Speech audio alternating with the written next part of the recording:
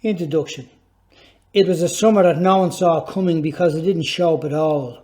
September did.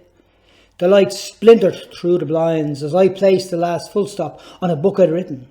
Any writer will tell you how wonderful it feels when you've said everything you need to say and your book is grown up and ready to leave home. So I rise up, make a coffee and walk out into the front garden. It is there. I wonder. I wonder about the places I've been and the people I've met in life's journey. I take a sip of the coffee, holding the cup with my right hand, and tip my cap back with my left. The book I finished is called Growing Up in Finglas in the 70s. The book is part of a series of audiobooks which was originally published in 2005, entitled Somebody Up There Likes Me Too. However, every book that was taken from the 2005 version has undergone major editing, rewrites and added stories and characters and new dialogue. How did I write so many books from one? Simple. Add stories, or I did, that I left out in the original, and yet there is more to come. It was while I was working on a book in the Ashley Brown series that the idea jumped into my head. What idea? The one that inspired me to rewrite and create different books from the one. I have written many stories, but these four in particular, from We Lived in the Sky, the Ballymun Tale, to Growing Up in Finglas in the 70s, and all what's to come in this coming of age tales of growing up in life in Dublin. What follows will be my youth, my courtships, the D11s and so on. But in above all them, the stories right above us, I have never talked about my spiritual life, really. Or how, or who I met as a young man and how I engaged in what I was told. So this is what these tales are about. I hope you enjoy them. The story of me and how I told others what it was I heard.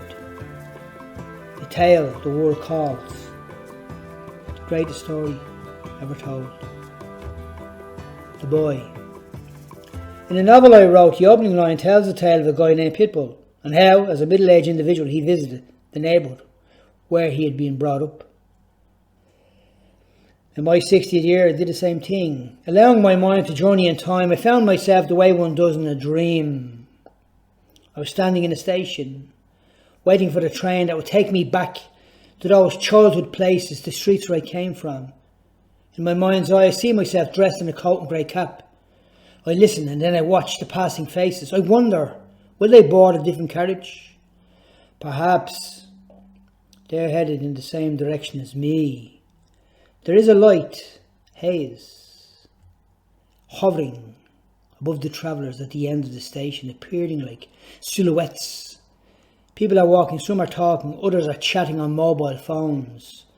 Boys stand near the platform. A senior citizen gazes at me. He's wearing a bowler hat and a brown overcoat. The coat has 4 colours. It's dark brown on the collar. It is light brown along the rim. There is a white line going down where the buttons are, and obviously the colour of the coat itself is brown. He takes out a pipe and lights it. As he does, his face glows. After he strikes the match, the gentleman inhales deeply and lets out a lungful of smoke as he shakes his left hand and puts out the spark. He moved away as others inched in, passing and repassing. I heard the distant train coming closer by the second. I looked at the tracks and then out of nowhere the train arrived. The door opened and I stepped on, but no one else did. The door closed and I took a seat by the window and watched as the city and the coastline flew by. I looked at the people and places and things, and some scenes were clearly seen, others were dimly viewed. There were tiny settlements and well-travelled trails. The people who had lived there had vanished. A house was so close to the tracks I could see through the window. I saw a wall, a clothesline with a mat hanging from it, and a man beating with a stick, and a woman in a red dress with bright orange hair, sitting on a chair against a blue stone wall holding a white umbrella. I noted a rickety table with pages upon pages and more piles of paper, and a woman in a hat the size of a roof. The train moved faster and faster and faster still. the roar of the engine, the clank of the metal, as the screech of the wheels. But on we charged. I grabbed my seat, my head shot back, my knuckles turned white as I gripped, got tighter. Light and speed reached each other, and then they raced one another.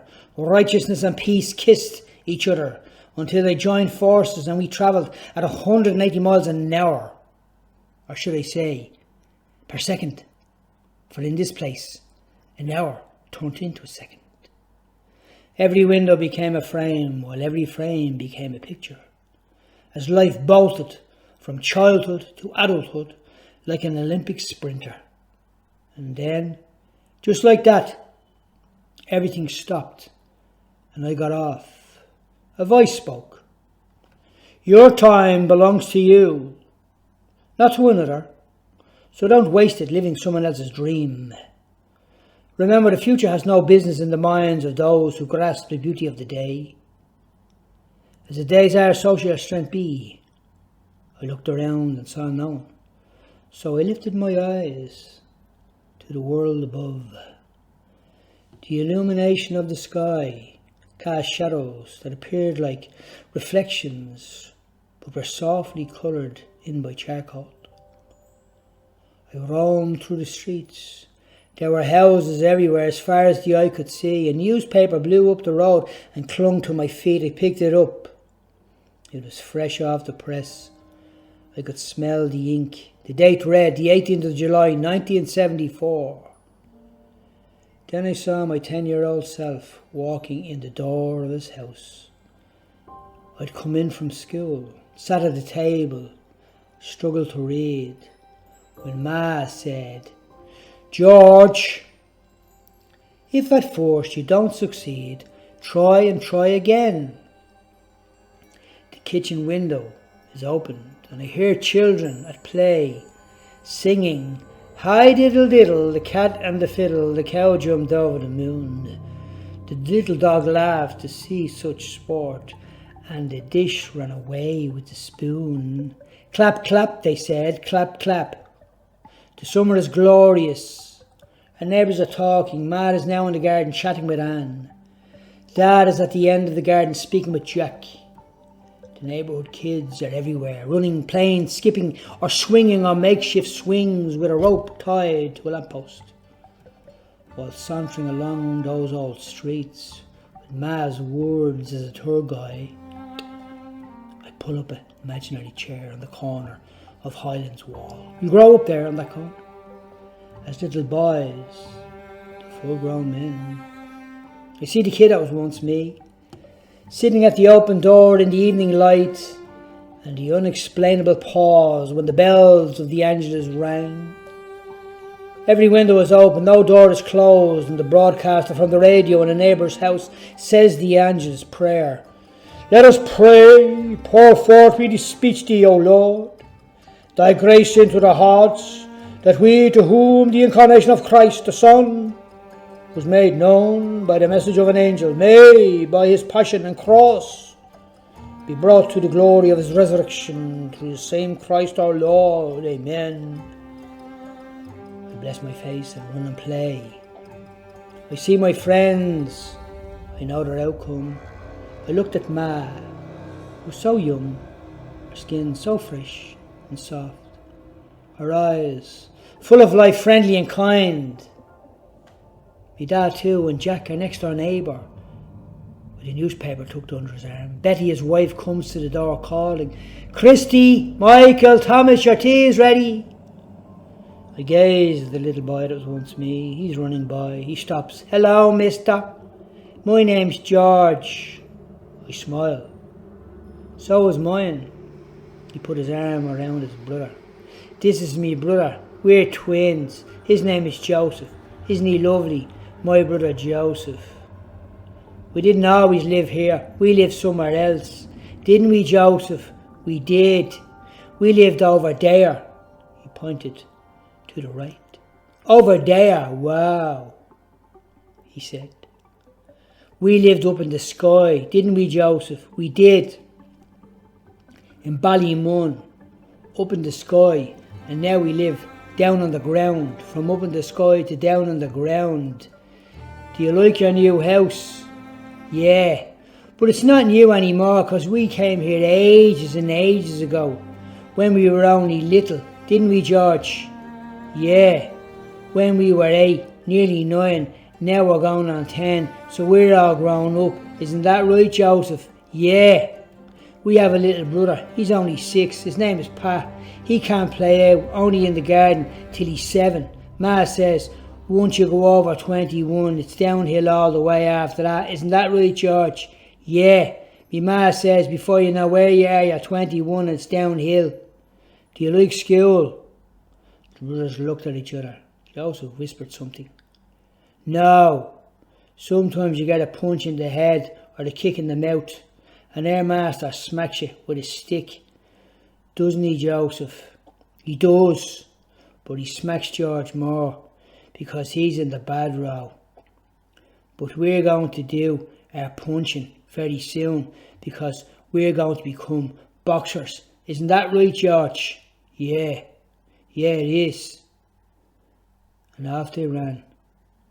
Before I knew anything, the 2 little boys that appeared in front of me were gone, running up the street. So I looked back at Ma. She's 29 years of age. I was no good at school, but Ma said, George, if first you don't succeed, try and try again. I sit back and ponder on what Ma told me to do. As I rise to walk on, I look back. Ma still standing in the garden talking. The reality is, she's not. This is an imaginary story, on an imaginary train, on an imaginary journey. Because my ma died in November 2020. On Saturdays, Ma would go into town and bring back fruit cake. Fruit slices, we called them. Some people called them another name. We had tea and cake and chatted about everything and how her day went and what she saw and who she met. I wanted to go in and have cake, maybe coffee, not tea. But that was out of question. So I shouted, Ma, I'm 60, Ma. She never heard me. I walk on knowing that of all the generation that lived there on that street, and me ma's generation and dad's, today me dad's the only one left alive. He'd seen a lot of people die, and so many died young, tragically. We'd come here from every flat complex and tenement house north and south of the old Green River over 50 years ago. As swiftly as that summer came and went, so were the years in our neighbourhood that was rich in the luxury of community. There is the soft blue sky light. The day might have grown old, but the evening was still young. The tempo of the streets, the roar of the laughter, the swings, the cars, the push bikes. Men walk home in triumph as the day's work is over. We watch the airplane up in the sky and the jingle of the ice cream man go by. We dance and sing and ate like kings among a class of people where all our boyhood heroes lived. It was our neighbourhood. It was the neighbourhood of the plasterer, the bricklayer, the plumber and the baker. There was the postman, the labourer and summer tailors, all honest, everyone hard working in a cottage industry of skill. But no one wrote a story or jotted down the tale. So I said, I will. It did not matter whether it was good, bad or indifferent in school. All that mattered was I did what my ma said. See, at first you don't succeed. I will try and I will try again. If I fail the second time, I'll try the third until I actually get it. I go walking past my old house. The door is opened. I look down the narrow hallway and remember the stairs and the first day us as boys ran up to Ma's making the dinner. The little boy who was once me skips in. I don't remember the clothes. Ma, they cry. What's wrong? Everybody's laughing at me because I can't spell. Who asked you to spell? And who's everyone? You don't know everybody. We're playing a game, Ma, and you'll play many more. Show me those punches you learned. So there in 1974 in the kitchen in Finglas South, I shadowboxed. It was as if I saw it all played out in slow motion. As an adult I could hear and as I could see how humbling all her circumstances were. Ma never liked boxing. She never did. But as a young mother, her words, "George, if first you don't succeed, try and try again," stayed with me. The boy laughed and his mother did too. The boy went upstairs and entered his parents' bedroom. He took down the big Bible from the wardrobe. Taking it from above, he lay it on the bed and opened the book. He marvelled as he gazed at the biblical pictures inside. Not having great understanding and reading, he loved and overjoyed at the pictures and the paintings, and there was a noise and the paper was coming through the door, but he stayed there, the postman, with the exams. He knew what way that would go. However, this became his go-to place. Even as a grown-up boxer, one who had black eyes, he'd often found himself taking that Bible down in his father's bedroom. For him, those days were far off, but he closed that book, that little boy, and put it back and raced down the stairs and out the door, waving to his mother, whose eyes followed him, as did her words. They would walk with him through every line, paragraph and chapter of his life. "George, if first you don't succeed, try and try again." I strolled towards the station.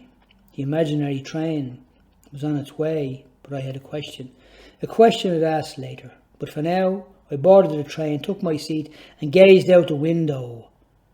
I was so comfortable that it did not matter to me where I was going. Unlike most things in life, I was guaranteed that the train would not go off its rails. It was one of the better ways to travel, don't you think? An old ticket collector in a black suit, who walked leaning to one side, came toward me.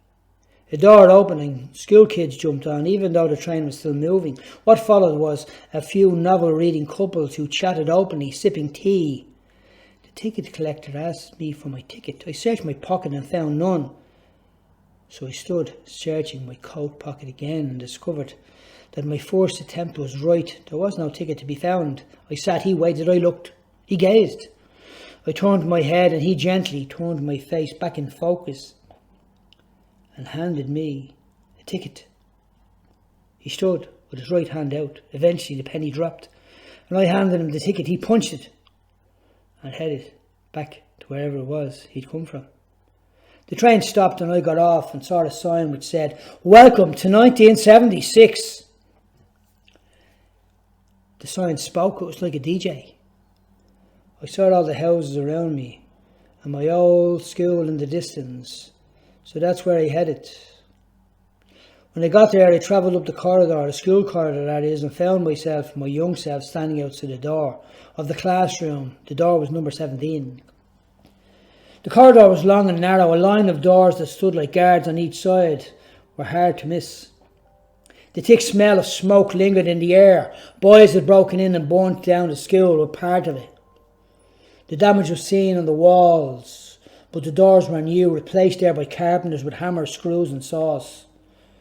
I looked at the boy who was once me, his head down, bowed low, as he rubbed his hands together.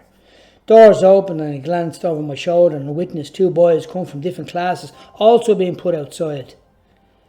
Then I heard infants from another classroom singing. Mary had a little lamb, its fleece was white as snow, and everywhere Mary went, the lamb was sure to go. He followed her to school one day, that was against the rules. It made the children laugh and play to see the lamb at school. Suddenly the sound of leather crashing the floor caught my attention.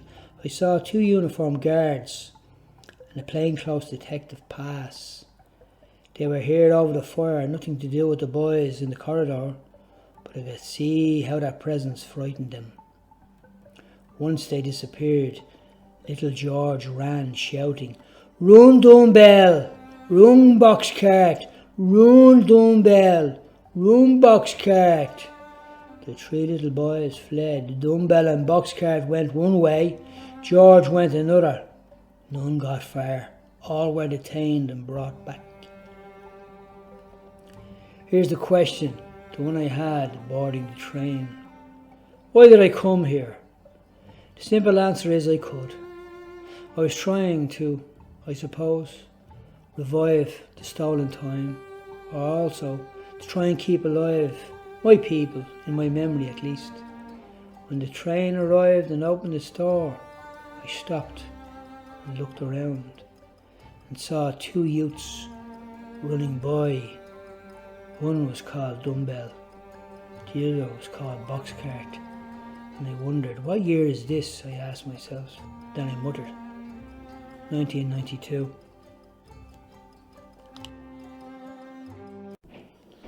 Chapter 1, Dublin, 1992. The downpour died. It most certainly did, because the undertaker and chief mourners turned up to bury it.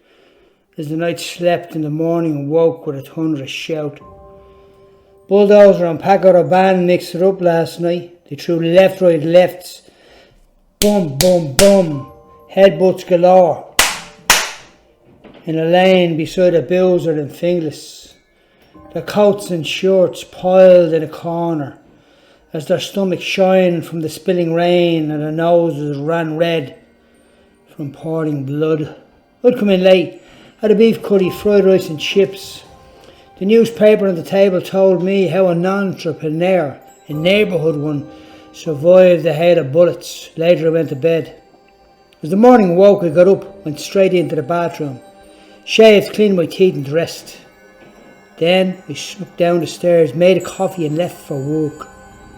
I was feeling worse for wear. Normally I'd cycled, but today I'm taking the bus. Once it landed on Parnell Street, the bus that is, I headed for my favourite watering hole, Bewley's Cafe in Westmoreland Street. The weather was okay and the sounds of the city were welcoming, like a friend saying hello and telling me everything would be okay.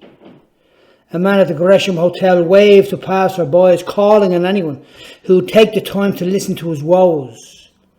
I was not one of them. I had my own, and very recent ones at that. The guy's eyes darted in my direction. He smiled. He was toothless. I was going to say broken, but I'm sure you've already guessed that. He pointed at me in jest, jumped on the steps, sat and looked at himself in an imaginary mirror. I avoided him and shuffled on. The surge in my stomach and the need to find a lane to vomit in drove me on. A glance at my reflection told me all I needed to know as to why I wanted to forget the night before. I needed to forget what I remembered, and remembered what it was I'd forgotten. I'd walked along O'Connell Street. It's one of Europe's most impressive main streets, 500 metres long and up to 49 metres wide, with a history of bombs, bullets and men of renown who fought there and lived on through the history books, and the never-ending streams of documentaries and page-turning novels. Those thoughts crossed my mind as I jogged by the GPO with its scars and stories, visualising the shoeshine boy who knew them, and the dead men who never made it home, in a time of bells and whistles and a paper boy roaring, "Read all about it, read all about it," when I heard, "Here, Mary, don't be minding him, I'll sort him, do you know what I mean?" shouted a fat man to a thin as a rake woman whose gaze was so far removed from this world. I wonder what sort of spaceship she was flying. He slurred his words. "So did she." "I do," replied the woman. You do what?" "I do know what you mean." Happy with the answer, the man moved on, muttering, All right, said she, the lady as thin as a rake. There were others dressed in cheap tracksuits, shouting and cursing with wide open mouths. They pointed at each other, walking back and forth, as if they were going somewhere, only to return to their finger-pointing positions. A man in the corner took off his cap. He lost his grip and watched it fall. He sang his first note, which was surprisingly bad. An old man passed and dropped something into it, the hat that is. A siren rang in the distance, playing a familiar tune. The words I'd read the other day came to mind. Wisdom cried without she uttered a voice in the streets. She cried in the chief corner places of the concourse, in the openings of the gates. In the city, she uttered her words. I stopped at the Liffey and pondered the 3-bay 5-storey building with the attic accommodation having a bell protection to the northwest corner of Westmoreland Street. When an old woman stepped around me, if the city had a rhythm, her brief presence brought a new tune. The Dublin of old, the river making its way from the sea, carrying with it stories told in many tongues. It rises between the northern section of the Wicklow Mountains, forming streamlets near the Sally Gap. It twists and turns and flows through the counties Wicklow, Kildare and Dublin before entering the Irish Sea at the mouth of the Dublin Bay. On many a sunny day it invited inner city kids on both sides of the river to jump in and play. It's eyewitnessed the Vikings foraging for food along the riverbanks and erecting shelters, and to the dockers who worked the Guinness boats under the sky that saw the Civil War in the days of the Monto and gangs galore. I looked to notice Dumbbell coming towards me. Dumbbell was now an in-and-out guy. His jail was now a second home. He came forward, flashed a glance left and right, mounted a path, cleared his throat by spitting violently, and we embraced in a handshake. "What's up, Twinkie?" He rubbed his nose with the palm of his hand. Done it again. "What's up, Twin? What's up, Twin?" Twinnie was my nickname. I saw the cuts and scrapes on his face. He put his thumb on my chin and turned my head into the light. "See, you got a shiner there. What's the story?" "You know yourself. Straight up." He shrugged his shoulders, flashed a glance and a few more, and said, "Right, gotta go to see a man about a jog." "Do you want to grab a coffee?" I asked. He paused. He never answered, but Dumbbell and I shuffled across O'Connell Bridge towards Bewley's Cafe, with our hands buried in our pockets. Chapter 2. Dumbbell. Do you remember the smell that hit you as a kid when you entered the cinema? Well, Bewley's on Westmoreland Street did the same for me as an adult. The cafe that served Joyce, Yates and Beckett in their time. Now as I take hold of the handle on the door, I pause and look at you, the reader. Sorry for not introducing myself. My name is George Fitzgerald, and in 1992, I was a 28-year-old married man living in Finglas South, north of the Liffey. At that time, Sandra, my wife, and I were members of the 90s hit band, the D11ers. You might remember us. Right, with that out of the way, let's go inside and see where Dumbbell's head's at. I pulled the door and opened it and let him go ahead of me. Dumbbell found a table, I got the coffee, and we sat and sipped and said very little. What's to say? He never said why he was in town or what he was doing or where he was going. I never told him anything about like what happened the night before or where I worked or where I was doing or the job I worked, may I add.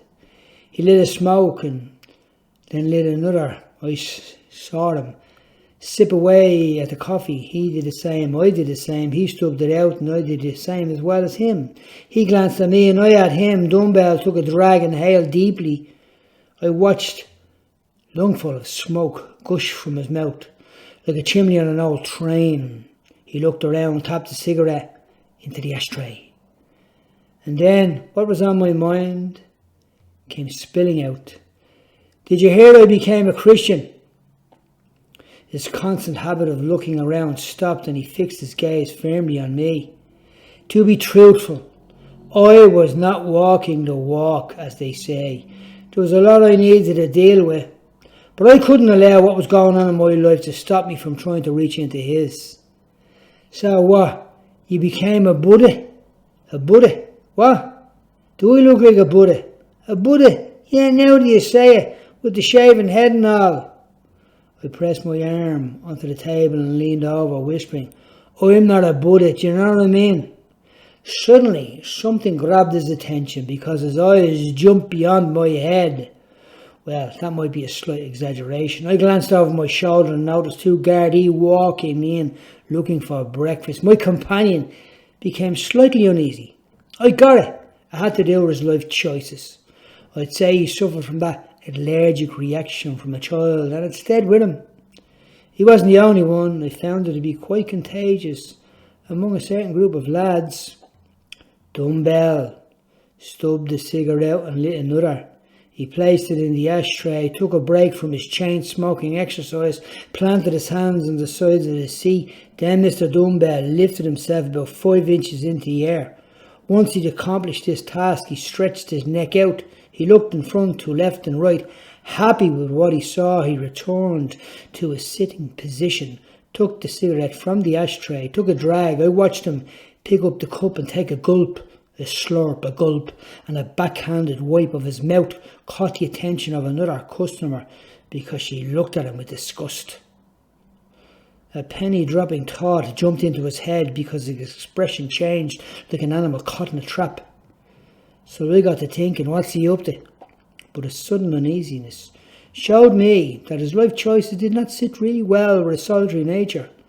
There are others I knew who would have the same appetite, as he say, appetite, that's the way he'd say it.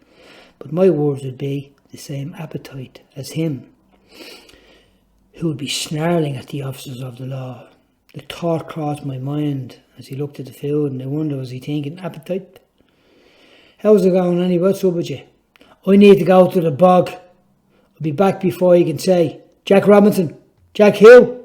I don't know. He fixed his gaze in front and crept along like an animal, haunted and hunted. All around him were workers, upstanding people, happy people living lives by the choices they made. But when you weigh it all up, most of these happy chewing breakfast people weren't given the choices he was. The rich don't have the same problems. As I said before, the rich are born observing, while the working class are born running. So you became a priest, he shouted, as he took his seat. He fixed the collars on his shirt and said, a priest? Who would have thought it, hey? Nah, but I get what you're thinking, Dumbbell. I read the Bible. The Bible? Yeah. So let me tell you what's what and how to get to heaven. On that spot, I poured into him everything from Genesis to Revelations. All that I knew. As I was ending, his expression changed. He became harder. I withdrew. If curiosity and interest were two different lenses on a camera, I viewed him through them both. A couple stood beside us. The man was dressed in a white baseball hat and cream short jeans. Sunglasses rested on the cap, and they both looked rich. He was even carrying a man bag before it was fashionable. She was blonde and dressed similarly. They appeared as if they had come from a tennis court. Suddenly, there was a traffic jam of eye signals. I eyed the man on the other table, taking hold of the man beside me's gaze. He silently nodded for the baseball guy to sit beside him. The nod spoke louder than all the voices around us. Sit here and stay away from them pair. The lady glanced at me. Dumbbell's head was running from gaze to gaze, and I knew how his head was working. He was about to scream, who you looking at? Dumbbell, you have company. You'll be lifted, not them, I said in a sharp whisper. He looked at the men in uniform eating their breakfast. His facial expression changed. He had wolf-like features. This time he was snarling. The lady and gentleman inched to the other side of the restaurant, and Dumbbell said, she was into me. Big time, I replied. He smiled. I did too. And out of nowhere, compassion came and sat with us. I knew Dumbbell before he grew up to be a hardened criminal. When I looked into his eyes to see if I could find the little boy, I couldn't because he was long gone. I caught him searching my gaze. Maybe he was looking for the little boy that was once me. I nodded and he returned the gesture. We gave ourselves that moment to acknowledge that we were the kids who knew each other in a once upon a time place. Then, in my unapologetic preaching, I burst into the gospel again. I did not care who heard me. I pursued the truth, and I pursued what was a higher calling. He understood. I never stumbled, got overexcited, lunged forward these hidden pearls. I used my words to paint pictures of a life he couldn't comprehend. Not that I was living it, but as the word of God came out, I became encouraged. Then I thought of the word. Listen to me, and let my words be your consolation. Dumbbell met the assurance of salvation with a frown, and subjected to the scrutiny. His protest switched between the problems of the North and those of 1916. As me man always says, don't be mixing religion with politics. Well, you need to listen, because that's what you've done. You've mixed it all up. Nah, I didn't. You know what I'm saying? Me granddad, he used to sew papers for years. And he knew everything about everything. I paused and looked at him. Okay, I get where you're coming from. He smirked. What I said was not a compliment. If he was a house, it was empty, with locked doors and closed windows, and no blue sky hovering above. He hadn't a clue what he was saying, so off he rambled about this and that. Sure, he might as well have been talking to me in Japanese. His heart was a door, and someone was knocking on it. The footmen arrived, and the knocking began. There was that moment when we met each other stare. It took a second. It was in that second that he turned his head. If he could have understood the importance of what was taking place, there is a river whose streams make glad the city of God, the holy place where the Most High dwells. I reached over and took hold of his hand. There's only one thing you need to change. Yeah? And what's that? Everything. Have you heard the story about the old man called Moses in the burning bush? No. Let me tell you. Once upon a time there was a man. His name was Moses. He was on the run, hiding out in the desert. He whacked the bloke, and so he fled. Dumbbell became interested and pushed over towards me. Time ran from him, Dumbbell, and all that happened was he grew old. One day, he saw a burning bush. It wasn't the bush that caught his attention, but the fact that it wasn't consumed by the fire. He moved closer, Dumbbell, to see what was going on. See, God is a consuming fire, and yet he invites us to draw near. He is more than we could grasp or understand. The Apostle Paul, who was battered and locked up more times than you, said, "Grace be to you and peace from God our Father and from the Lord Jesus Christ. Blessed be the God and Father of our Lord Jesus Christ, who has blessed us with all spiritual blessings in the heavenly places in Christ, according that he has chosen us in him before the foundations of the world, that we should be holy and without blame before him in love." He looked at me as if down the barrel of a gun. "We're not playing the same game," he said. "You're not playing the game, Dumbbell. The game is playing you." Silence. If there was ever a time when nothing more needed to be said, we'd reached it. I spoke it. He heard it, and silence followed in the busy cafe of slurping and munching and happy chewing customers. He stood. He wanted to run, but he didn't. He yawned, pretending he already forgot what he never would. I leaned towards him, right close up to his ear. "Did you leave something in the jacks, Dumbbell?" He froze, grasped, and ran back while I walked out under the beautiful sky, with drifting clouds trailing like smoke from a jet plane. I spot Boxcarth across the street. Dumbbell came out fixing his trousers, looking at me, wondering how I knew. Earlier, Dumbbell ran into the toilet like an animal frightened, but returned like a ferocious wolf. He wasn't afraid of the boys in the dark blue suits. He feared the discovery of whatever it was he had hidden in the jacks. "Before you go, Dumbbell, remember this. Don't die without Jesus."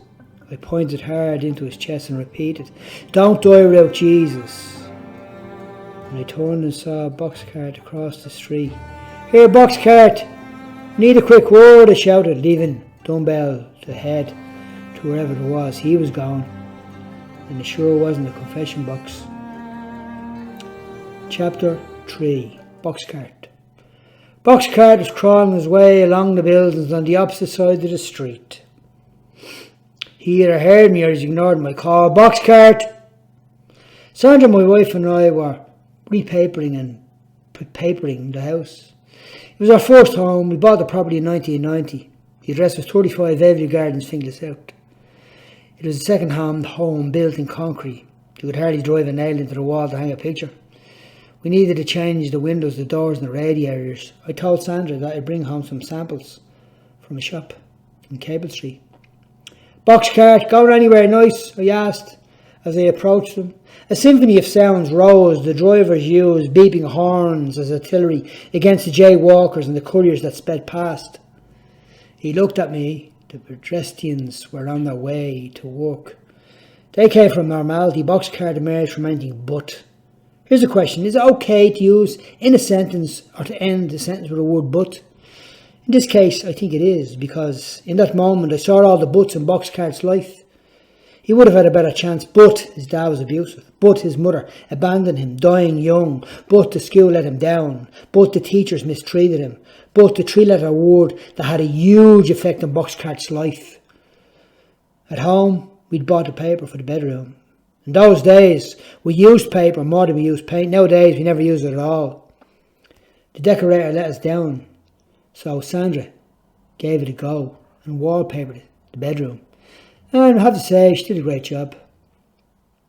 See, that was the thing. What thing? That thing. What thing? That thing.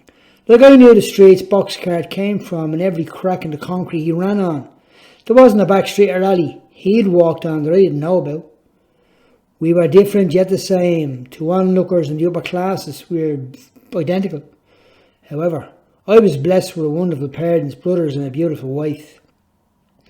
I grew up with food on my table, clothes on my back and a bed to sleep in, an endless supply of everything I needed. He didn't.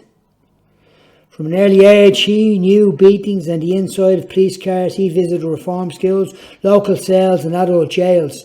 Boxcarth knew hunger and addiction. He had that pale, gaunt look, the one you get after a life of drugs, prison cells and lack of vitamin D. That became more clear as my feet neared the destination and the surrounding sounds became more amplified. The beeping traffic, screaming, siren, the roaring taxi driver, and the guy with the middle finger in the air, roaring back at the taxi driver who was roaring at him. "Ah, there you are, Georgie. What's up? I saw that note, Dumbbell. So what's up?" "Me and him were locked up together. Do you know Nappy Rash? Well, Dumbbell, he kicked the head off him inside. What's up?" "Nothing much. On the way to work." "You doing all right? You staying out of trouble?" Yeah. "No more jail for me. Would you have the old entrance fee? It's just that." I reached into my pocket and pulled out a fiver and gave it to him. "Would you not just stay out of it and go out of the early house and just grab a bit of grub instead?" "Nah, it helps me stay away from the stuff, you know what I mean." Boxcarth was never a heavy lad, but I noticed he lost weight. "Yeah, I get it. How are you doing?" "Struggling, but trying hard, George. I'm thinking of going into treatment. Not just yet, but soon. Do you know what I mean? Like, you know what I mean? And then I'll get a job and be normal." "Yeah? Like, what do you mean normal?" "Yeah, like all of them." He nodded towards the passer-boys. "You're normal, as normal as anyone could be coming from where you're coming from. None of them have it together.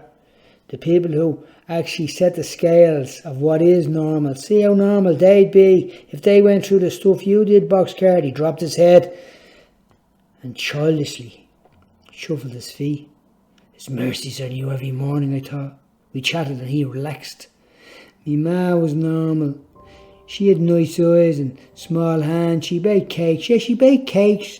I remember her before the stuff when she was healthy and full of life. We were all together. We all had each other. I was a boy playing with my brothers. Then the medication came. The key that turned the lock that opened the door. The nice man left, another one arrived. They looked the same, but she stopped being the nice woman. I knew the story of the lady who scored one time too many and went on a trip she never returned from. She died 1,000 times a day. The thinner she got and the less she looked, and her beauty was hidden by absolutely ravaged by drugs. Her eyes became duller, her face paler, her lips chapped. Boxcarth visited her grave while the birds in the trees sang songs in the air. He was half asleep but totally awake, not quite there but fully aware that his ma was dead and his dad was as good as. Time was moving on, running along, passing everyone around us. I needed to be going, so I took Boxcarth's hand. Using my right hand, I placed it on top of his left. I called on Jesus, my friend. He locked his eyes, and I saw caution but belief, fear but hope, doubt but unexpectancy that turned to expectancy. The three-letter word appeared again, but this time it came to help, to defend. At that moment, amidst the crowded streets, with people on foot and others in cars, buses and motorbikes and still others cycling and jogging, I said, "Let's do this, Boxcarth." Boom went his heartbeat. I couldn't see it, and I certainly couldn't hear it, but I saw the look in his eyes. I squeezed his hand. "Come on, Boxcarth." The voice in my head shouted louder than any sound around me. "Who are you to speak such things?" Ha! Do you think he'd listen to you? I remember the words I'd read. Will this not be a marvellous thing in my eyes? In my mind's eye, my ma looked at me. "George, before you don't succeed, try and try again. Right, Boxcarth, follow me in this," I said, as I opened up in prayer. He did. We prayed, and I released him into the loving arms of God. What took place in the streets of Dublin caused a party in heaven, where the angels rejoice. A man glared at me as he passed, so I said, "Have you heard the news, mister?" "What news?" "Jesus is Lord. He is risen. He is risen. He is risen." Chapter 4. Ballymun, Dublin. Like a daydreamer, I stood watching Boxcarth disappear among the pedestrians on that morning in 1992. He groped his way through life with unsteady footsteps, for he knew not where his next step would take him. Did he know now? Had hope come to walk with him? He'd spent his life surrounded by villains who'd steal everything from him. Food from his table, sleep from his bed. I had a lot of questions. The answer to such questions could only come in due course. And just like Boxcarth's life, time would tell stories, also in Dumbbells. One of those tales came the last time we met. The year would have been 1998. It was one of those days when life was for living and all the simple things were the most rewarding. I strolled across a field between Finglas and Ballymun beneath a brilliant sun, while the bird songs and the odd buzzing bee were the only sounds to be heard. The buzzing bees and the singing songbirds drifted off as I neared the busy streets of Ballymun. I walked along the block. Roaring voices descended from the sky. Choking screams emerged from the streets. A shoeless woman on the path yelled at a woman who had her head protruded from the window, the third-story window in a flat complex. The clamour is met by the chorus of shouts from a heavy-set woman carrying the handle of a shovel. A kid is eating an apple. Another one is playing with a piece of string. And the streets, and then the sheets above the streets, hanging on a line, snap in the wind. The clothes on the line blow on the balconies. They flap out and collapse like falling men of war. Across the street are the woman's shoes. lying separate from each other and a mile away from the owner. A mile might be stretching it. The shops were close, the pub was near, home to some unemployed men who drank and fought among the good, the bad, the respectable and the hard-working people of this neighbourhood. Ballymun was filled with the good, the great, and the great people, the helpers of their own who were in need. I was there when the flats had a baby face, but now it aged. The day of change was coming for this neighbourhood. It would be so transformed that it would be unrecognisable as part of the regeneration project which would take place in 2001 and was Europe's largest urban regeneration initiative. That is, in that time, the Global Action Plan started collaborating with the residents of Ballymun, as I said, in time to come. But that wasn't 2001, this was now 1998. However, as the roaring and the shouting went on, the memory came back. Dublin was reputed to have the worst slums in Europe, with impoverishment and unemployment and chronic lack of housing. Ballymun Towers were the solution after a series of quarries, but the solution became too complex. Dublin streets were home to the working class population, including the coalman, the docker, the workers, the plasterers, the bricklayers, the plumbers, the men who built this city by hand. In the blocks above, they were the residents. The screaming and the ripping of hair continued.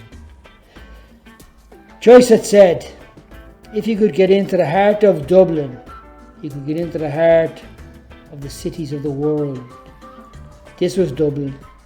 The concrete walls layered in wallpaper, the cracks in the ceiling and walls now visible for all to see. There was a desperate cry, as there was in times gone by, get them out. Chapter 5.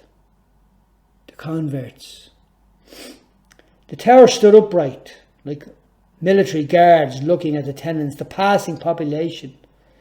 The ladies slapped each other, and I reasoned, because nobody's learning, every day's a school day, we should hire a different teacher. Come here, roared a voice. A man and a woman wearing coats like blankets shuffled in their addiction. There was not one thing about them that hid that fact. Everything was out in the open for all to view. They shuffled past the hair-pulling ladies and the 3 young men who eyed me with great interest. Neither woman whimpered, cried. There was no mercy here, or it wasn't welcomed. Block by block the sounds differ. Cars in the distance, others drawing near, motorbikes and shoppers, and a gang of kids at play. Most were well dressed, others weren't. Come here, repeated the man, waving his hand. I stood watching a couple passing everything without noticing anything, apparently unmoved by what was going on around them. Here, do you know what she did the other day? Said the man to me, as if we were friends, and even though I'd never seen him before. No. They were gaunt, with dark rings around their eyes. The lady had her hood pulled up, her skin was broken and cut. The man placed his hand on her shoulder. His nails were black like his teeth. His hair was thin and long, falling in lines along his jawline. I tried to switch my thinking to some sort of thought that brought order, but was overcome by the body odours of the smell of stale tobacco and yesterday's alcohol. See over there, he pointed to the other block. A bloke got a bang of a hammer, and when he hit the ground his head burst open. He nudged his companion. Isn't that right? She nodded. It wasn't a hammer, it was a bar, said the lady with the hood. He stepped close, so close I thought he might whisper something in his ear, or her ear. But he didn't say a word. Their eyes met and conversed in a way that only they could in that tragic relationship. He took a butt from his pocket and lit it. She reached over and snatched it from his mouth and took a drag. And you know what she did? She took me coat. I was carrying it like this, and he showed me. I couldn't believe it. She took me cow and put her under his head. Banger and Bongo were scouring behind the bins. Gay gave us a nod. And I grabbed me cow and legged it. Did he die? He was blue, spitting blood and foaming from the mouth now. She saw him in the Mater hospital in a wheelchair having a smoke a few days later. It wasn't the Mater, it was over in Vincent's. No way. Vincent's on the south side, I shot in. Yeah, I attend there because we have stuff going on. And when the chap saw me, he gave me thumbs up, pointed to his liver and mouthed that he needed help. She lifted her cup hand to her mouth and drank from an imaginary bottle and said, "Drinker, do you know what I mean?" He ran his thumb across his neck and said, "Fecht, you know, that's what that old drink does." He made a sign of a cross 3 times. The lady did the same thing in quick succession. Then one of the guys who was watching me called him. It wasn't a request but a command, so without any goodbyes, they scurried off as the fighting ladies part company. The woman with the head cut now from the bang she got, and the woman in the window, all went in. The kid eating the apple walked off, while the boy playing with the string followed the shovel-carrying woman. And I walked along the block of flats. And out of nowhere, as if like literally came up from the ground, was Dumbbell and a couple of likely lads. And I wondered what it was he was doing over here. Chapter 6. "How are you doing, Dumbbell?" He never said a word, nor a reply, nor did the boys crawling from the place wherever it was they were. Dumbbell was not too happy to see me. His expression gave it away. If he was trying to hide it, he was doing a bad job. No, Dumbbell was not too pleased. I got the impression that his pals were equally unhappy. They appeared stern, beaten by everything that life had fired at them. And by the looks of them, I'd say it was a lot. He let out a sigh that spoke volumes. "You should have stayed where you were. You, don't come near me, don't come treading on my turf. Don't open your mouth, and I mean not a whisper." His gracious consideration would have gone on for longer, except he seemed to be in a hurry to get where he was going, and then he walked over and tipped my shoulder. Then he tipped my elbow, winked and said, "Catch you later, George." I watched him move on. I followed. He threw a sharp glance over his shoulder. And on I came. I called, "Dumbbell!" He raised his hand in the air, his face fixed in front. "Not now, Twinny. Not now." Not now was spoken softly. Twinny was louder. The second, not so. And the third was like a shout or a roar. "Not now!" One of his pals turned and walked backwards with his hands in his pockets. This was a warning. "Where we're going, you're not coming." "Yep, you're bang on the money there, me old buddy." I knew Dumbbell was embarrassed, but this was not about his feelings, it was about eternity. I called again. He kept walking, and I called louder. But he never replied. Then I shouted, "Dumbbell, remember what I told you." The thought shot across my mind, and I'm sure it did his too. "Don't die without Jesus." "I will," he responded, raising his hand a second time. I moved back and entered the basement and reflected. I walked up the concrete stairs and onto the landing. Everything was as I remembered, only there was a lot of bars and steel gates on the doors now. Things had changed. I recalled the way in which I have described it in the book I had written, We Lived in the Sky. In that particular chapter, I sat and pondered on that chapter as a child. I said. I pulled up the window and watched the guy cross the playground, closing it and left the flat. Someone had jammed the lift, so I took the stairs. There was mud on the stairs and writing on the wall. The air was heavy with the smell of urine that wafted up from the basement. Women stood with prams and screaming babies. Their cry echoed throughout the block. I avoided the dirty steps. I did this by jumping over them. Moving with ease, I showed how acquainted I was with mucky steps and crying babies. I left the landing and descended the stairs and found men standing at the opening, blocking the light.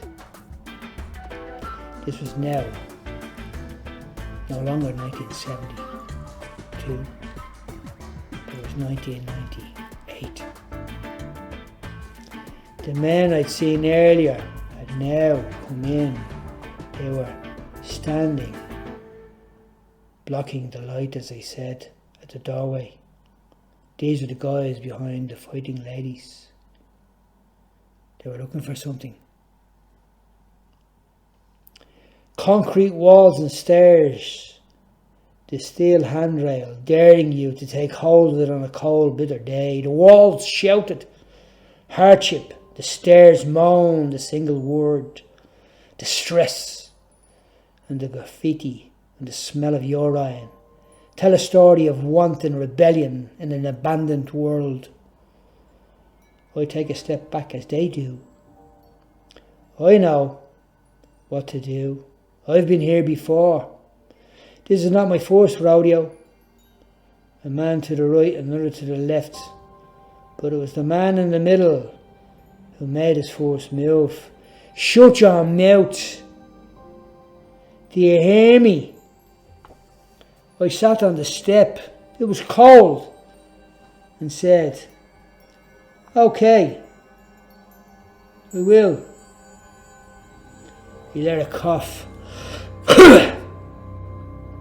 As if somehow this expression, this cough was a sign or a signal that he'd accomplished something by shutting me up. See, earlier as I stood by the block underneath the people, they spoke to each other. They spoke to each other from window to window, from balcony to balcony as a kid. I remember that. But today, other kids older than I would have been, 13 maybe, they ran and played. And then a guy on a bike stopped in his tracks and looked at me. He wore a tracksuit and the hood was pulled up. He watched, I waited, until I saw the Mormon walk past, so I shouted, "Hey, Mr. Mormon, do you know what day it is?" "No." "Well, let me tell you, this is the day the Lord has made. We shall rejoice and be glad." The bike riding hoodie guy pushed on, as did Mr. Mormon. But a lady above me screamed, "Shut your mouth!" Now, this is the edited version. I'm sure you've already figured out what this fine lady would have said by using choice words. Pointing, I smiled and said, "Jesus loves you too." The three young men also wore tracksuits. I noticed very aggressive looks on their faces. They had their hands in their pockets, so I kept my distance. Who knew what it was they were carrying? There was the distant noise of shouts and roaring, a voice on the stairwell above, and the stabbing of feet drawing near that stopped. I looked over my shoulder and saw a youth. He held a handrail, switching his gaze from right to left. He was sweating, shivering, in a t-shirt and jeans. There was a terror and a trembling, like a cold sweat broke over him. I couldn't understand that. Or maybe I could. I could see what he saw, and that he also envisioned personal danger. Without hello or a goodbye, he dashed away, and I stood and said, "Lads, you won't hear me tell you anything about the man they call Jesus. The cross he died on to save you. Save you from what, you may ask? That's a good question," I said, pointing towards them. And without invitation, I told them the most horrifying account about what happens to a person who rejects Jesus, and then told them the tale, and the horrifying tale also, of what it was that Jesus, who is God, saved them from, and the cross on which he died on. They never said a word. See, it's not about you, but about him. He died. It was his beard they pulled out by hand, his back they whipped so badly that there was a good chance you could have seen his organs and his bones, blood on blood and bone on bone, thorns in the head, nails in the feet and hands, speared into the side, blood and water, beatings within an inch of his life, only to carry a cross and to be nailed there, hung up by us for all to see. It's not about you, and it's not about me. Now, brothers, do I look like a priest? No, that's because I'm not. I'm from Finglas. I spent my early years here in Ballymun. What if God sent me here to tell you how much he loved you? They bowed their heads.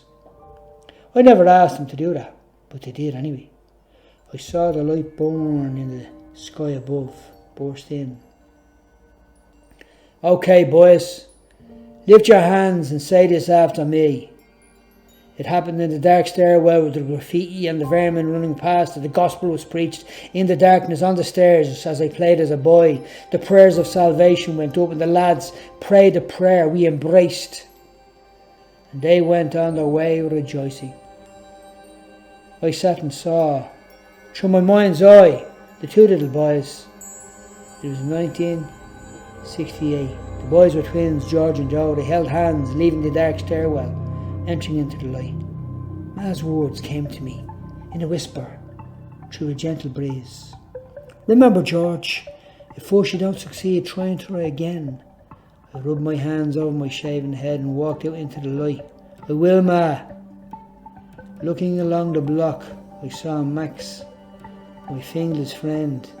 Our eyes met, and in desperation, he looked troubled. He shouted, I need help, Georgie. I need help. I'm in a terrible place. George Fitzgerald. Chapter 1. The Streets. Westmoreland Street connects to Trinity College at College Green. The traffic splits into Dame Street to the west and Grafton Street to the south.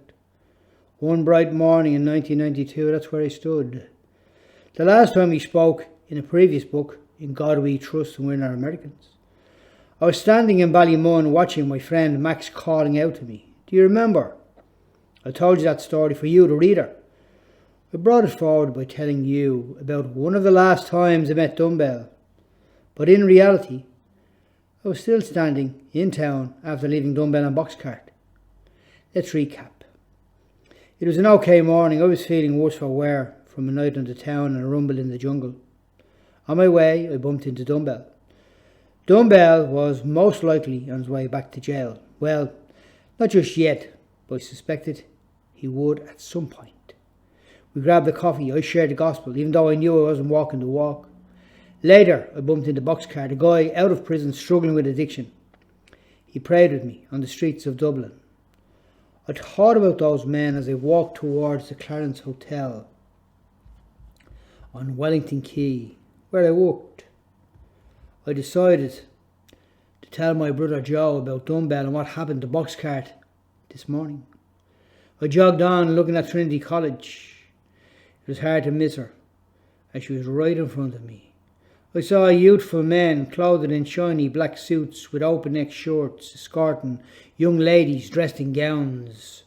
I heard the voice of the seagulls. They squealed from the waterfront, Dublin Bay, with its fantastical tales, yarns of the docker, the sailor, the bread and tea boxer who sold newspapers in their bare feet in the 1930s. I wondered about the suited and booted, the well-dressed ladies, the come-as-you-are salesmen who welcomed anyone with cash in their pockets. I passed the street artist, working on a beautiful portrait of some famous person, but I hadn't a clue who she was. I thought about happiness and I wondered who had it. I quickly examined the passer-bys and I knew none of them did. I muttered They must all be looking for Larry. You know how happy is Larry Guy? I considered the artist, and the penny dropped. He had found him, because he was the only one who smiled from ear to ear. Was life a canvas to him? The people, the subject matter, the buildings, the landscape? Yes, it was people who furnished his work. A lady sitting at a table, sipping a coffee, a man waiting for the traffic light to change. A bright sun on a rainy street with clouds and a sea of umbrellas. I could see people in public, the private creatures mingling on the streets of chance. Because in that tiny moment, they cross paths, and there is no chance that those people will ever do that again. A question rose in my head.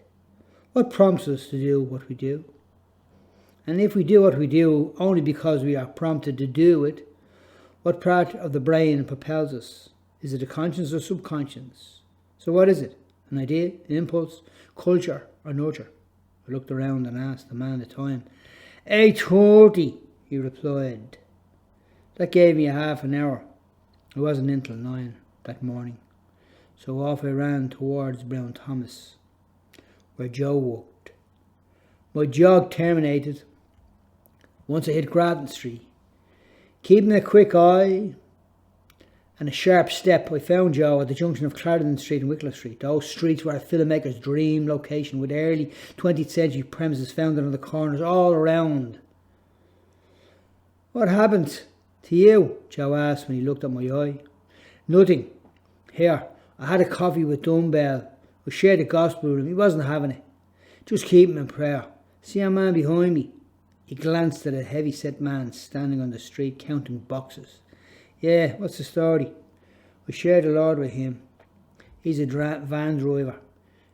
A van driver? Yeah, he's a van driver who works for a company. I don't know. He was listening to me until I pointed to the cross and Jesus alone. He went into a rage. It was controllable, you know. Joe looked at him again. Leave him where he's at. He heard you. If he comes back well, as you said, keep him in prayer. I reached Boxcarth this morning, and now he needs prayer big time. Right. Need to get back. Silver back over there needs a hand. As I moved on, Joe turned and said, Great news about Boxcarth. Great news about Boxcarth. I was crossing at the lights at the junction of South Great George Street. Suddenly I found myself there on Dame Street. A poster caught my attention. I saw a man on a horse. I wondered what it was he was trying to say, even though he said nothing at all. The street is busy. The location is central. Grafton Street, a 5-minute walk away. And O'Connell Street, not much further. Temple Bar is right next door, with College Green barely a stroll. In front of me, left, right and centre, there are people, and more people, foot soldiers in a war against time, leaving everything behind me. I got there at 9. I was one of the cellarmen in Bono's hotel. As I listened to the buzzing traffic, a thought jumped into my head. Write your story. The idea first popped into my head that morning as I walked towards Bewley's Cafe. I brushed it off and crossed the street. Chapter 2. Once I reached East Essex Street, I trotted by the Project Art Centre. There I recalled the story of U2 and how in 1978 they opened for a band called The Gamblers, managed by Paul McGuinness' sister. As the thoughts sprang into my head, I looked behind me and spotted Bono heading in my direction. The hustle of the streets behind faded, and different sounds took over. Echoes from Crampton Court, kitchen staff talking outside the hotel, window cleaners on their bikes, the distant beeping of horns and people laughing on the corner, mimicking dance moves, reciting stories from the night before. I headed across the street and allowed Bono to go before me. He went into the hotel and then into the bar. As I passed, I noticed men in suits holding folders, shaking his hand. I had a busy day ahead of me. Mick Dowd, the chief cellarman, was out that day, so I had a lot to do. If my mind was a room, it suddenly became dark, invading thoughts like ravaging Vikings attacking without mercy.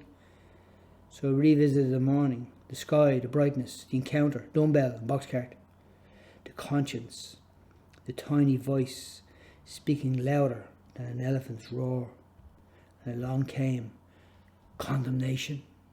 She appeared as a lovely woman who speaks in riddles full of rejection and all the reason why you are not worthy in this world and the one to come. Leave your simple ways and live and walk in the way of insight. I see our minds possess the natural thoughts that stem from our actions and experiences, but there are also other ones that are entertaining ones that appeal mostly to our fallen nature. Is life played out for many like a Greek tragedy? I wondered. There was a poster on the wall. I don't know whether it was Mick or I who hung it. It was a direct quote from Jesus in the Gospel of John. Anyone who follows me will not walk in darkness, but will have the light of life. The door sent a warning. Not the cellar door, the one at the end of the corridor. It made a sound. The sound it made was when someone opened it.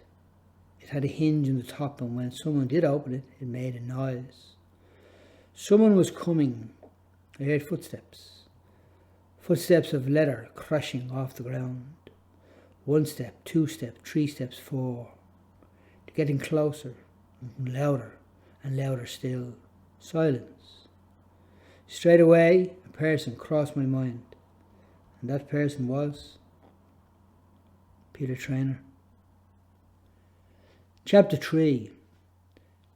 The conversation. When the door opened, Peter stepped in, and I was glad to see him. For our group in Finglas, Peter Traynor was the David Wilkinson of our day. To the Dubliners, he might not be in all that, and he most definitely did not regard himself in that way. He would frown at that kind of a picture. But I have to be honest about you, the reader, myself. Why? To demonstrate what we perceived in him, the man sent by God, Peter Traynor. He came from a well-to-do family. Peter was a tall, dark, educated man with a kind nature. He was a man of the word, a man of faith, a man who loved Jesus. Hello, George. I didn't see it on Sunday, so I just dropped in to touch base. How are you, Peter? I shuffled into the cell. I couldn't look at him in the face. If Peter was the teacher, and he was to many, and I was one of the students, I must have been the most troubling for him. However, Peter could see past the stuff, and he saw potential. I took up a bottle of water and sipped it. Peter just gave me that gentle gaze. Then he stepped into the cell and sat at the table in front of the bars.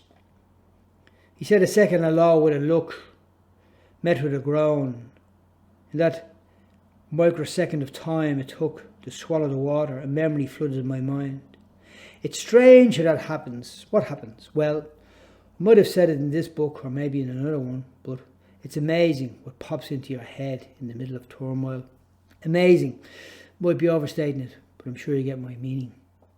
My head went on a journey, and I remember the man I saw standing alone at the traffic light on Eden Quay.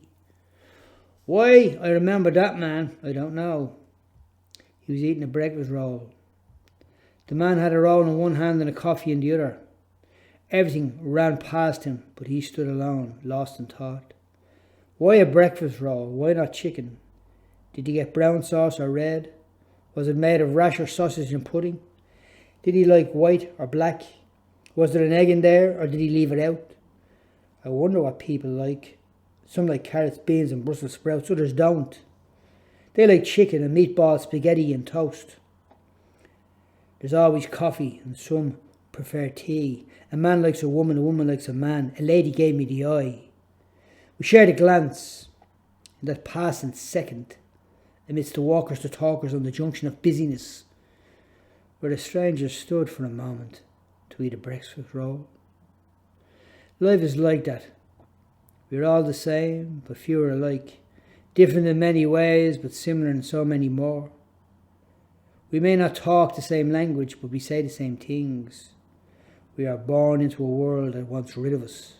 We fight while we search for peace. Nothing is everywhere, but no one sees it, and time is a runner that no one can beat. Then I thought, I think I'll have a coffee, or maybe later I'll get myself a tuna roll. Chapter 4. Peter looked at me. I could see compassion. He never asked questions about my black eye. I boiled the kettle and made tea for Peter and coffee for me. I was all over the place. I slumped into the chair and moaned. I sat at the wall, Peter sat at the bars. The cellar was long, narrow and cold. On the left was a line of painted archways. They were big. The colour was white, and the bars were in front. Concrete floor, hard walls, archways with gates and steel bars, no windows, no natural light. Peter sipped his tea. He took out a twirl bar of chocolate out of his pocket and opened the packet. Bars of chocolate were the last thing I needed. I didn't want to see them. I shook my head when suddenly my mind brought me back again like it was on a journey to the night before, on a rainy night in Finglas. Yes, on a very rainy night in Finglas. My mind was drifting. Peter was talking. But there I was, looking at myself in the type of vision of the night before, receiving a full force blow into the head. 3 men circled me. Many spectators looked on. What followed was bing, bang, wallop, and a dance in the rain, spilling gutter playing its sad tune. A group of spectators moving back. As I inched forward, picked up my cap and left promptly. A clap of thunder, violent as it was, blasted across the night sky. The dropping rain sounded like shoes chasing me. I stopped for a moment and pulled down my cap. With the spilling rain pouring down into my sleeve, I stared into the darkness and saw no one at all. I remember the kid called Top Hat by the bridge, the fight, the pouring rain and me on my toes running up the lane. I was no longer that kid and I wore different shoes, but I was still running in the same places. Miles away there, George. Oh, yeah. Sorry, Peter. I lifted my hands and rubbed my palms against my face. Rubbed them hard, frustration, anger, rage, mingling with a hangover and the need to articulate what was going on inside of me. Honesty wasn't the best policy. I concluded it was the only one. Suddenly Peter reached over and rested his hand on my shoulder. George, I looked at him. You're going to make it. Peter was in no wise speaking of earthly things. He was a man of prayer. I got it. The transition I needed came in those few seconds. Why? Because life's real priority flooded in like a tsunami. That's exactly what manifested in Peter. I saw it. He was a man of prayer, a man of God, a teacher of truth, holding the highest office of all, a reverent seeker of God. He lived it out for us to see, a living example that would never leave us. What he showed us stay there forever in our hearts. Brings a tear nearly sometimes. So what did I see in that damn cellar? The rapid shifting in the atmosphere. As if the master craftsman and the brilliant artists were writing and painting pictures and scenes from an unseen world. George, you're going to make it. The sentence was an explanation and also a powerful, rejoicing day, moment, second that Peter had caught like a wonderful photographer. He just caught that perfect picture. When he spoke those words, I could see the delight in his own heart. He was like a man bringing forth hidden pearls, showing the importance of what was, in front and not behind. He showed me Christ. How, may you ask? He cared more about my welfare than what I was doing. He showed an interest in my walk rather than my work. He was working it out. The scriptures, in this, the Apostle John says, Dear friends, I pray that you may enjoy good health and that all may go well with you, even as your soul is getting along well. It gave me no greater joy when believers came and testified about your faithfulness to the truth, telling how you continue to walk in it.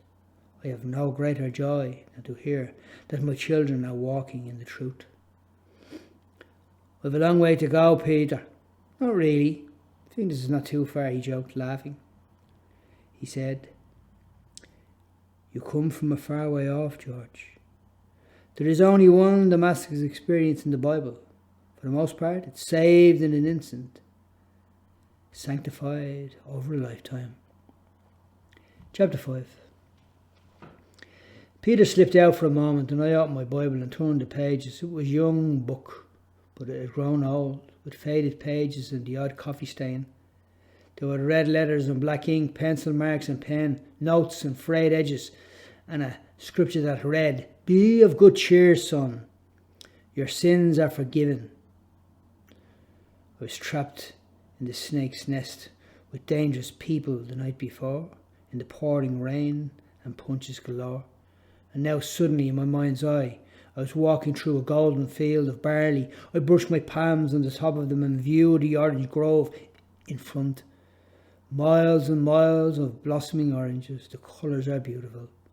The child inside smiled as I found myself in an imaginary gallery of painted images. I wondered about the artist and the writer and the areas that they operate out of, that I was not very schooled in. Even reading was a troubling task for me. When Peter came back, I made more tea and coffee, and feeling refreshed, I told him the story of Bumpy. Bumpy was tall, young and daring, a lad in his teens or early 20s. The guy loved life. He smiled basically every time and every moment and every second of the day, or it seemed that way. Never frowned. Bumpy was a dreamer, a man who took centre stage and held everyone's attention. There was a day, I suppose, marked on the calendar of God, written in the stars, as they say. Whoever it is they are who say a lot of things. We'd cross paths, Bumpy and I. We got to know each other on some sort of level. I walked past a block of flats. Bumpy was sitting on the grass with a bunch of mates. A woman is talking above to her neighbour. They chat from window to window. While a man jogged on, others talked in the corner, still others forward glances at me, the shaven head man with a message. I heard a coughing sound. And I looked behind me. There was a man staring at me with stern, deadly look. But then he moved on. As the years passed in this neighbourhood, crime took its toll. Drugs severely harmed this place, and decay began to set in. And I shouted, believe in the Lord Jesus and you shall be saved. I was here again, in that same place as I was before. Amidst the absence of the affluent life, there was a vibrant spirit. The blocks were decaying. Grey concrete with bars and windows and on the balconies. The day before I went up onto the first floor and saw a man who lived in a cage. There was literally a cage outside of his door. You had to get through it to get to it. Believe in the Lord Jesus and you shall be saved, I said a second time. The woman above me screamed, shut your mouth, you dope. I heard all this before, on a previous day. Jesus loves you too. Bumpy jumped up. Here, George. The woman replied, here now, brains. If you don't shut your mouth, I'll go down there and slap you around a frying pan, you dope. I smiled when suddenly Bumpy said, George, what must I do to be saved? With a sense of urgency, I went over to Bumpy, stepped into the inner circle and prayed a prayer. Bumpy joyfully received Jesus that day amidst his friends. I gave him a strong hug. We stood back and smiled, his eyes alive and bright. Do I have Jesus? No, he has you. There is more to this story, but for now let's get back to Peter, sitting in the middle cell beneath the ground under what was known as Bono's Hotel. He, Peter, brought out the importance of relationship over accomplishment. He did not dismiss the story of Bumpy. He rejoiced in his salvation. But Jesus was Peter's full focus. You could see that. That was in his life. I saw it that day. I stood, but then sat and almost, cried. Not so much when he touched me again and said, George, You're going to make it. He wasn't dismissing my story, as he said, but he's pointing to the power and the importance of the relationship. See, I saw it. What's in you will come out. You can preach it, teach it, and talk about it all day, but you can't fake it or make it. You can't con your way in. Grace filled those cells, and it came in the way of a man sent by God, as if he had said, "Tell the world and tell George also. You'll find him warming himself by the fires of this world." Peter arose, placed his hands on my head and prayed. The next cup of coffee was gulped down with joy, and all was well with the world. When Peter saw I was back in my happy place, he smiled and became that good guy. And then his priority was to see me set free. I got this idea, Peter. What idea? An idea, maybe to write a story. My story. The only thing is, I'm not good at spelling and stuff. Don't let that stop you. I'm sure Sandra's good at grammar and punctuation. Have a talk with her this evening. See what she says. Okay, Peter. See you later, George. Don't forget Sunday. See you Sunday. He smiled as he walked away. I walked out of the front door of the hotel and watched the city and wondered about the history, the wars, the bullets, the bombs, and the dead men, women and children who never got to go home or never got to tell their story. The Halfpenny Bridge was across the street, down to my right. The Four Courts was across the quay and down to my left. There was the war in 22. Fighting broke out as a result of a Republican disagreement about the Anglo-Irish Treaty, which they had been signed with the London government 6 months prior. The conflict reached a climax at the Four Courts on June 28, 1922. I saw a butterfly in Wellington, Quay. I wondered if it saw me, and if it did, what did it see? Do you see me, Mrs. Butterfly, up in the sky? The deep blue sky, hovering above the morning dreamers and the men of war, fighting everyday battles with a hidden roar. A butterfly in the sky.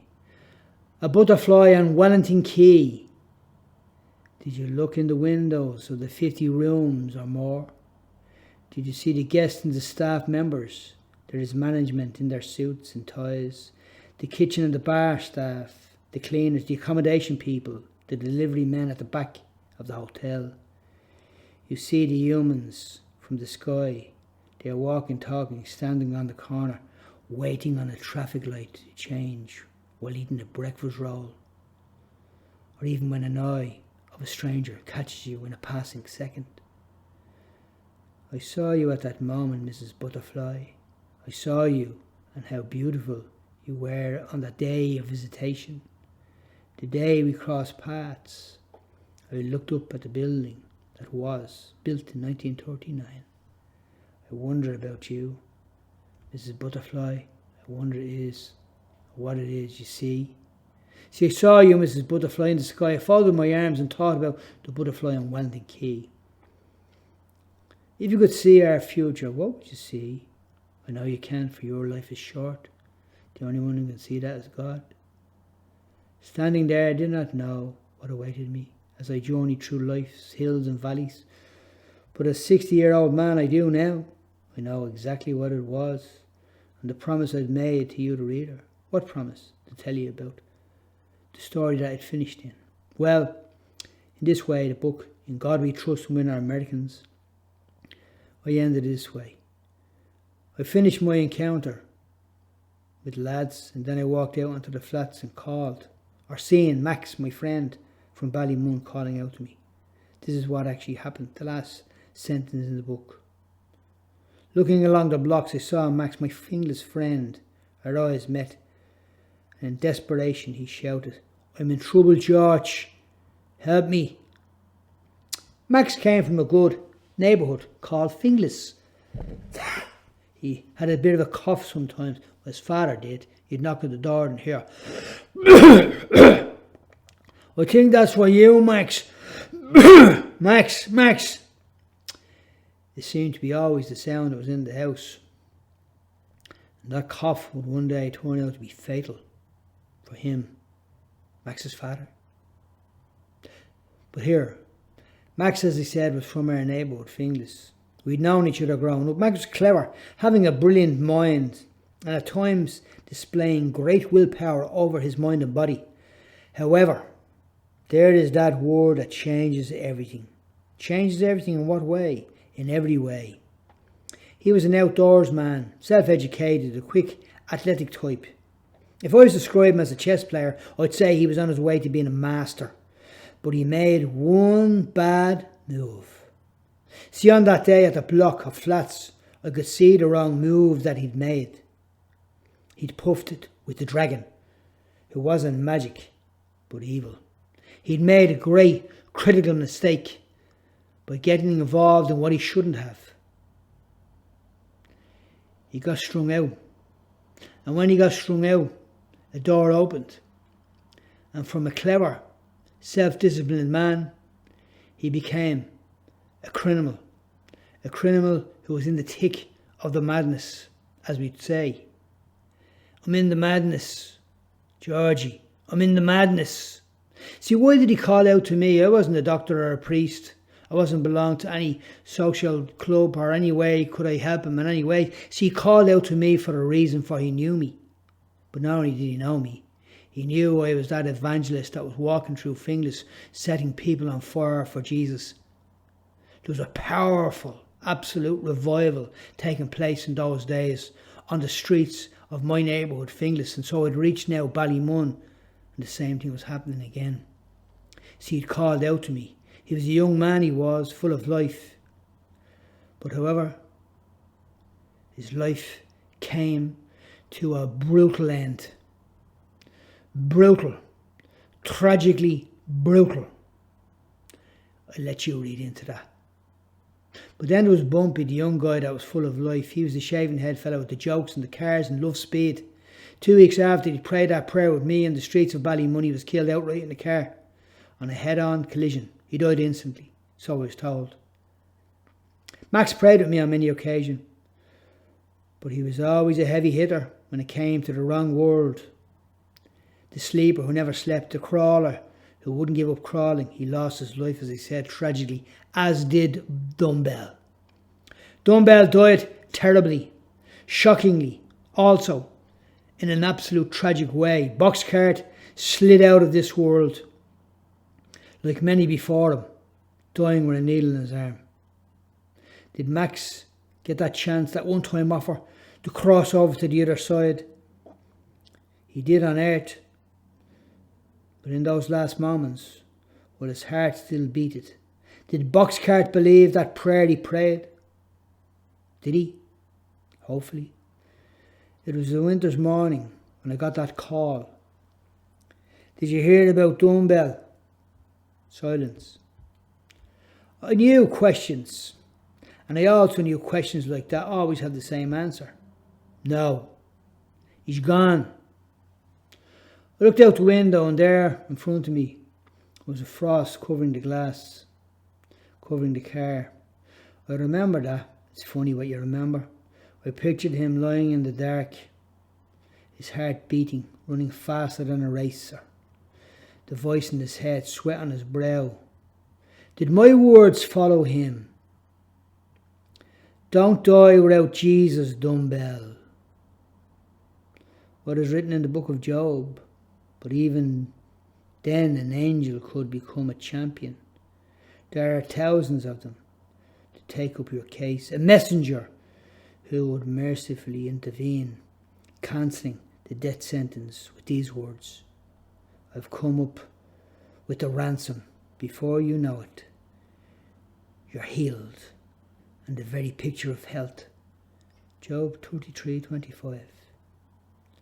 And what I say to you, or what I said to him, Mr. Dumbbell, I say the same to you. And I speak this message to me. Don't die without Jesus.